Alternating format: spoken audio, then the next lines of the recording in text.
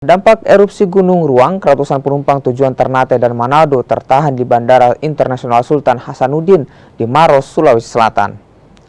Para penumpang tujuan Manado dan juga Ternate di Bandara Sultan Hasanuddin Makassar, Sulawesi Selatan tertahan.